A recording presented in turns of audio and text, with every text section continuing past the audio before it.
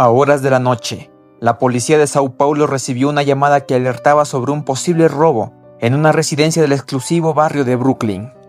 Cuando los agentes ingresaron, el silencio era denso y el aire extraño.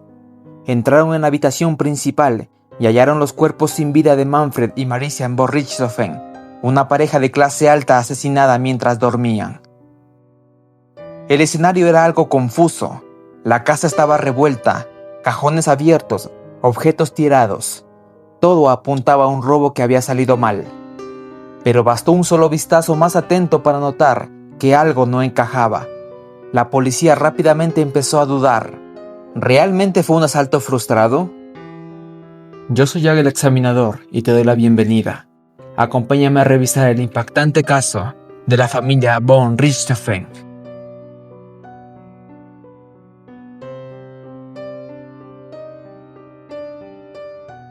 Esta historia comienza en Sao Paulo, Brasil. Una familia que, a simple vista, lo tenía todo: dinero, respeto y una vida sin aparentes sombras. Manfred von Richthofen, ingeniero civil de ascendencia alemana, era un hombre metódico, disciplinado y estricto. Su trabajo en una empresa de ingeniería le había permitido construir una vida de comodidades para su esposa e hijos. Su carácter reservado y su formación europea lo hacían exigente, sobre todo con la educación y la conducta.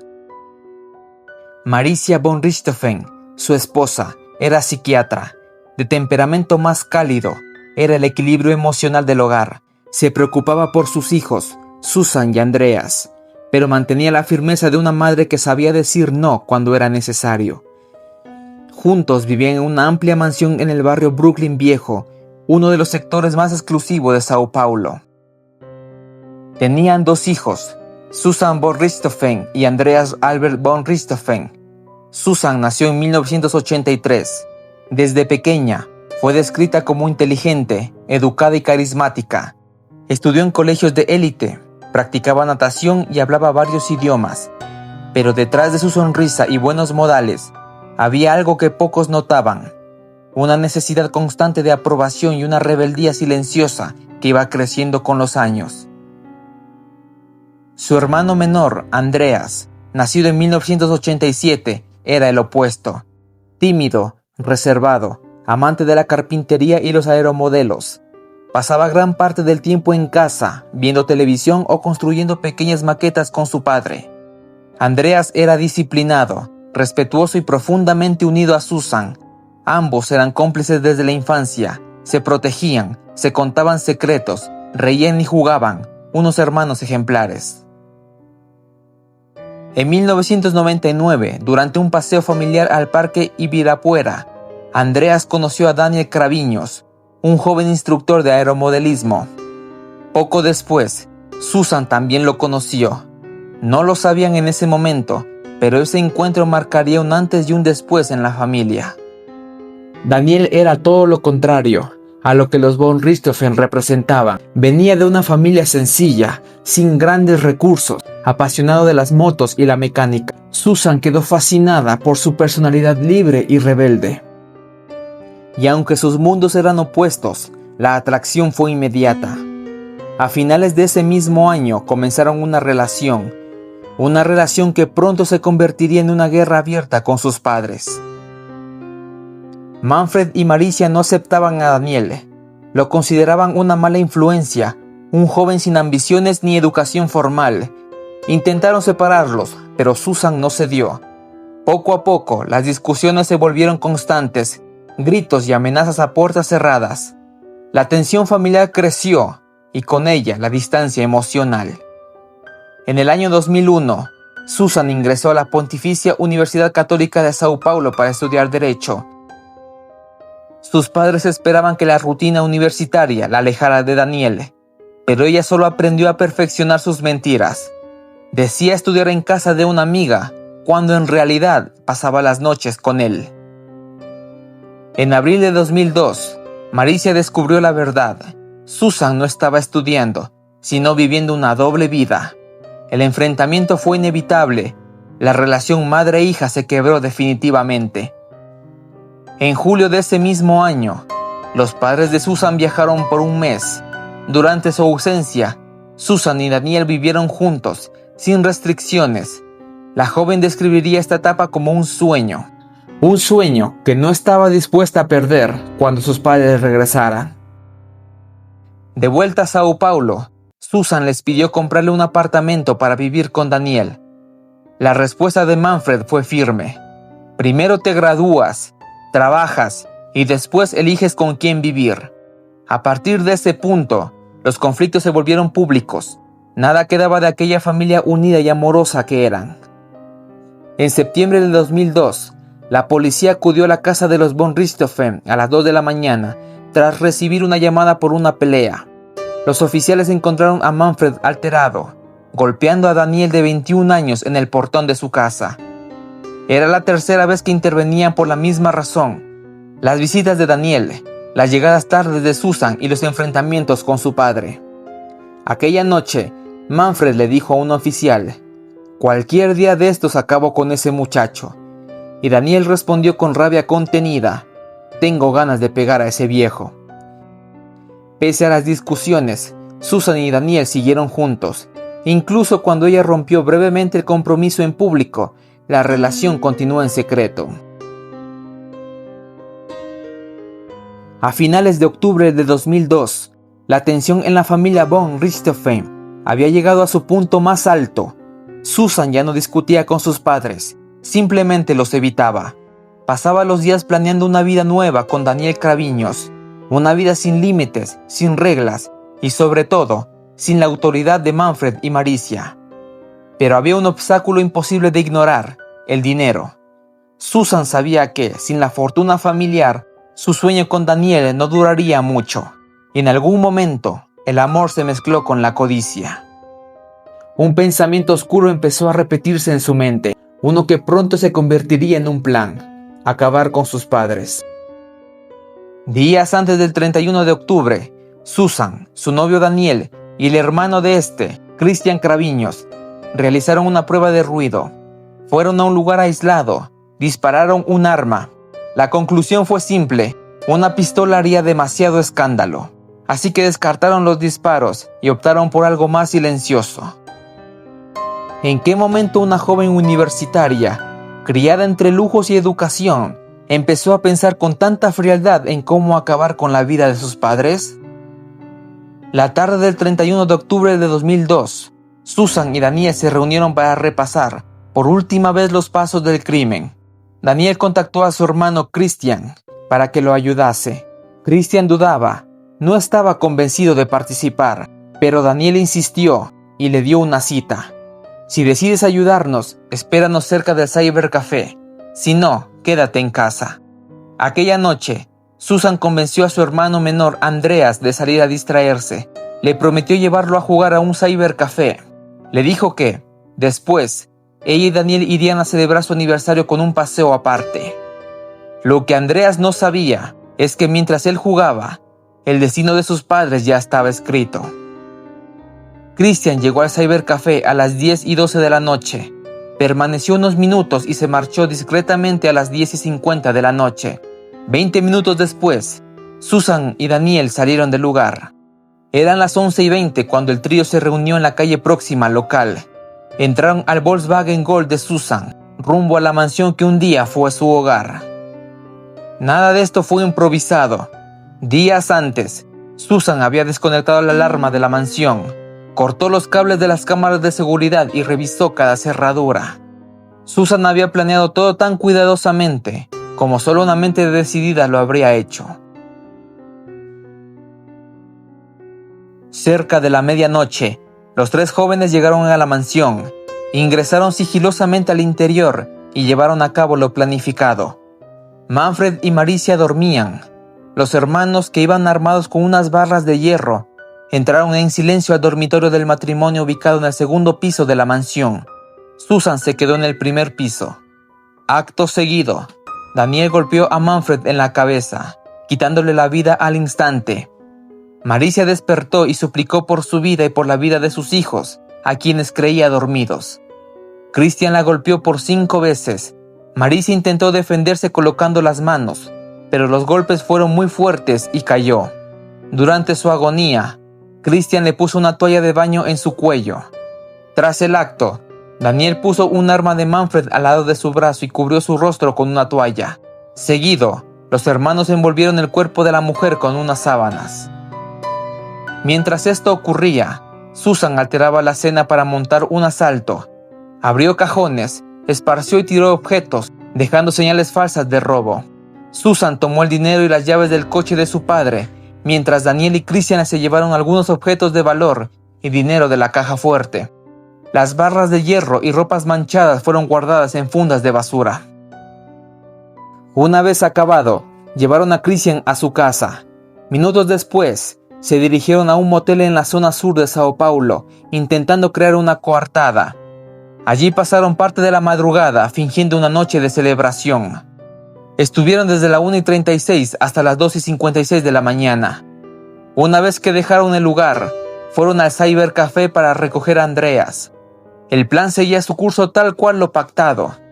Dejaron al novio de la joven en su casa y regresaron a la mansión. Al llegar, notaron que la puerta estaba abierta. Al ingresar, vieron el desorden en la sala. Andreas llamó a sus padres mientras su hermana llamaba a Daniel para contarle que algo raro pasaba en su casa. Daniel fue a la mansión de Susan y a las 4:09 de la mañana llamó a la policía, reportando un posible robo y pidiendo unidades policiales. Al llegar, la policía notó algo raro en la supuesta escena de robo. El oficial Alexandre Boto se dio cuenta que muchas joyas de alto valor estaban tiradas en el piso del dormitorio del matrimonio. Un ladrón no hubiese dejado joyas tiradas, pensó. Los investigadores comenzaron a notar incongruencias. No había señales de entrada forzada. Ningún objeto realmente valioso había sido robado. Y algo más, Susan parecía demasiado tranquila. Susan, Daniel y Andreas esperaron afuera de la mansión, mientras los policías examinaban el interior. La biblioteca estaba totalmente desordenada. La cocina estaba limpia. Subieron al segundo piso y entraron al dormitorio del matrimonio. La escena que vieron los dejó impactados. La familia de Daniel llega a la mansión. Consuelan a Susan y a Andreas. La policía les da la noticia de que sus padres habían sido asesinados. Andreas entró en shock. Susan, por su parte, se mostró muy pensativa. Todos los jóvenes son llevados a la comisaría a rendir declaraciones, y la actitud de la pareja llamó la atención de inmediato. Mientras Andreas estaba visiblemente abatido, Susan y Daniel intercambiaban caricias y cuchicheos entre ellos. Para las autoridades, era muy claro que aquel latrocinio era una puesta en escena. Las investigaciones comienzan, y algo que salió a la luz de inmediato fue la mala relación de los padres de Susan con su novio Daniel. Susan fue interrogada por más de 2 horas, en donde sus frecuentes contradicciones aumentaban las sospechas de la policía. Días después del hallazgo, Christian Craviños compró una moto. Esto hizo que la policía lo detuviera momentáneamente a él y a su hermano Daniel para interrogarlos. Una semana después, el 8 de noviembre, bajo una gran presión, finalmente Daniel Craviños confesó el crimen. Dijo que todo había sido planeado por Susan, que ella había insistido que quería la herencia, la libertad y una vida nueva sin los padres que se oponían a su relación. La policía arrestó a los 3. En los interrogatorios, Susan mantuvo la calma. No lloró, no gritó, solo observaba, como si no comprendiera del todo el peso de sus actos. El proceso que definió el destino de Susan, Daniel y Christian Craviños arrancó con aplazamientos y maniobras procesales. Tras una primera convocatoria en junio, el juicio se pospuso por la ausencia de defensores y testigos. Finalmente se fijó su inicio el 17 de julio de 2006 en el primer tribunal de jurado de Sao Paulo. El día 1, Susan afirmó que no sabía nada del plan homicida. Dijo que llevó a los hermanos a la casa sin imaginar que sus padres serían asesinados, que estaba fumada esa noche y que solo se dio cuenta de lo ocurrido al volver a la residencia con su hermano Andreas. Con esto intentó distanciarse como autora intelectual. Daniel y Christian, por su parte, presentaron versiones diversas que se contradecían en puntos relevantes. En momentos se acusaron entre sí y en otros apuntaron a Susan como la instigadora. ¿Susan actuó por iniciativa propia o fue manipulada por Daniel? El día 2 del juicio, realizado el 18 de julio, se llevó a cabo el testimonio de Andreas von Richthofen, el hermano menor. Su declaración fue un golpe directo a la tesis de la defensa que pretendía presentar a Susan como víctima. Andreas negó malos tratos graves por parte de sus padres y afirmó que la relación familiar era normal. También relató que Susan lo alejó de su casa la noche del crimen. Su testimonio apuntó a que la imagen de Susan como víctima era, cuanto menos, discutible. El día 3, llevado a cabo el 19 de julio, comparecieron testigos directos de los acusados. Nadja Kraviños, madre de Daniel y Christian, expresó arrepentimiento y defendió a sus hijos, pero también presentó relatos sobre supuestos abusos y conductas de los von Richthofen, que la defensa quería usar para justificar o atenuar la conducta de los acusados. Christian cambió versiones. En distintos momentos minimizó su participación. Dijo que solo golpeó a una de las víctimas y luego asumió haber participado directamente. El día 4, el 20 de julio, la exposición del trabajo forense dejó al jurado sin espacios para la ambigüedad. Las lesiones, posiciones de los cuerpos, los dedos rotos de Maricia al defenderse y demás evidencias mostraban la violencia y la dinámica simultánea de los ataques. Los forenses explicaron que Maricia sufrió un traumatismo cráneoencefálico y agonía, lo que refutó versiones de muerte instantánea y ayudó a demostrar la alevosía. Durante la exhibición de fotografías y peritajes, los acusados reaccionaron de distintas maneras. Daniel y Christian lloraron. Susan permaneció mayormente impasible, y eso influenció la percepción pública y del tribunal. El día 5, llevado a cabo el 21 de julio, se realizaron enfrentamientos directos entre declaraciones y se cerraron las réplicas. La fiscalía pidió la condena máxima alegando planificación, motivo patrimonial y crueldad. La defensa trató de demostrar coacción o minimizar la participación de cada uno. Los careos revelaron contradicciones irreconciliables entre los tres. A ratos se echaban la culpa mutuamente, a ratos se alineaban para apuntar a un otro responsable. El 22 de julio del 2006, tras deliberar por varias horas, el jurado condenó a los tres. Susan von Richthofen y Daniel Kraviños fueron condenados a 39 años y 6 meses de prisión cada uno. Christian Kraviños fue condenado a 38 años y 6 meses de prisión. Las penas resultaron de sumar una pena base por homicidio con agravantes. Hubo reducciones menores. Susan por ser menor de 21 años al momento del crimen y Daniel por confesar parcialmente. Pese a la suma de años, la legislación brasileña limitó el cumplimiento efectivo a un máximo de 30 años en ese momento. Actualmente, los tres condenados se encuentran cumpliendo el resto de sus penas en régimen de libertad condicional, ya que la justicia brasileña les ha concedido la progresión del régimen penitenciario. Christian Kraviños salió de prisión en marzo de 2025, Daniel Kraviños salió en 2018 y Susan en enero de 2023.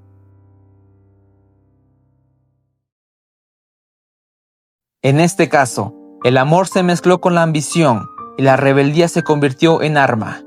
Susan no solo rompió las reglas, rompió el vínculo más sagrado que existe, el de la familia, y lo hizo con una frialdad que aún hoy sigue desconcertando a cualquier persona que se atreva a mirar este expediente de frente.